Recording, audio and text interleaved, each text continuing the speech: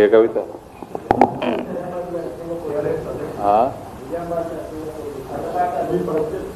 అప్పుడా మేమే మర్చిపోయినాం, మీకెందుకు కాదండి. తెలంగాణ పిట్టల దొర అని ఒక క్యారెక్టర్ ఉంటుంది, మీకు ఐడియా ఉందా? మీ సీనియర్లకు ఉంటుంది బాగా, మీరంతా యంగ్స్టర్స్ తయారైపోయారు మీడియాలో. పిట్టల దొర అని ఒక క్యారెక్టర్ ఉంటుంది. అట్లా ఆంధ్రాకి వస్తే తుపాకీ రాముడు అంటారు.